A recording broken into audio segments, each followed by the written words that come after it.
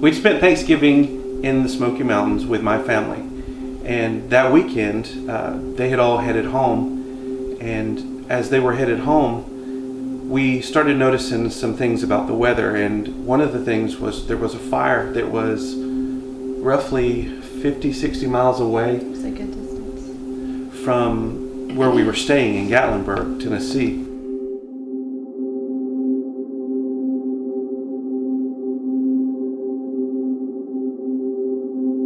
When our family left, things started to get a little odd.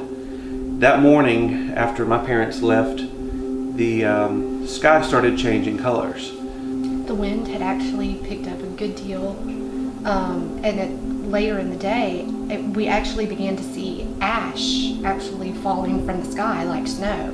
We were actively throughout the day checking with the local news and anyone that we could think of to make sure that we were actually safe. And from everything that we heard, the fire was under control, it's far enough away, we have nothing to worry about. With that being said, I had went to check outside. I went outside every hour on the hour just to check on things, look outside, see if anything changed with the weather, because the wind was very strong. At one point, I was sitting in the living room of our cabin, and I felt a very strong prompting just to get up and go outside. I walked outside, and from our view, we could see the entire valley. We could see Gatlinburg in the distance, and we could see mountains all around us. This time, after I had felt prompted to go check, I didn't go straight out. I went to the right. I turned straight to the right, walked to the edge of the porch. As soon as I did, I saw fire cresting over the mountain. That very moment, I ran back inside, I got her, and I said, "You need to go ahead and pack now. We don't have much time." I think probably from the time you saw the flames, we probably left within 30 minutes. Yeah, I would say, because I had already gotten us about halfway or more than halfway packed, and which, looking back now, what felt like it was just a preparation for the next day at the time now feels like it was just an orchestration of the Holy Spirit to have things happen when they needed to happen, for us to leave when we did. We got in the car, we buckled up the girls. We thought, we're not even going to tell anybody right now what we're doing, because we thought it's a 15-minute drive about to the next town. We're just going to get over there, get a hotel, and then we'll let everybody know what's happened. Well, what should have been about a 15-minute drive turned into about 2 hours of just pure terror. As we're going down the mountain, we had about a mile to get down to the mountain, and if you've ever been to the Smoky Mountains, you know just how curvy everything is and how steep. And so as we were going down the mountains, the smoke became thicker, the winds became stronger. There's trees falling. I mean, we had to drive off the road at times to get around fallen trees. There's that awful wind, and we see, there's flames. There's fire all around us. But this time was the most scariest part, because by that point, we could see fire up all around. As we saw headlights of people coming through the mountains, we could see fire surrounding everyone.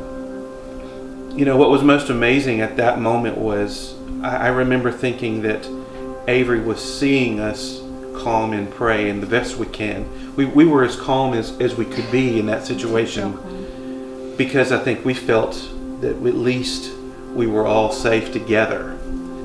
I have never been in a situation where I have been so scared. You worry as a parent, you worry about your kids and or your husband or whatever, just the normal everyday worries, but I have never been in a situation where I was scared for my family's basic safety, and I was terrified.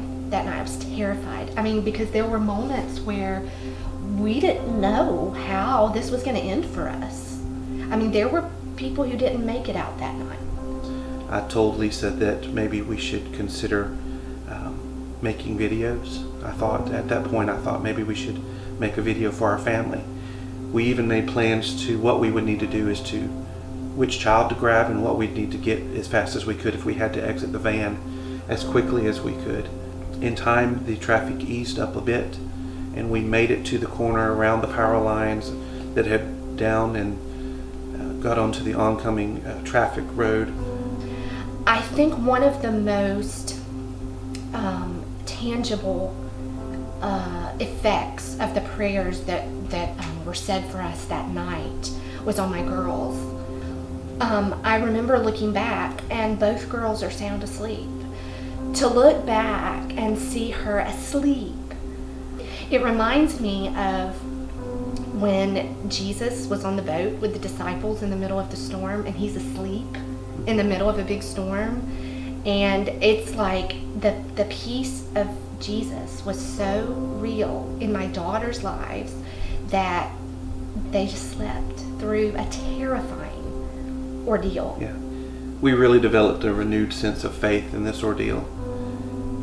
We did see that prayer worked. Mm-hmm. We saw our children at peace, and we saw that God really had his hand in everything. And I'm so grateful that we went through this experience to know that really God has everything in control. I'm thankful for his saving grace. I'm thankful that he was there with us in that car. I'm thankful that he was there with so many people that made it through.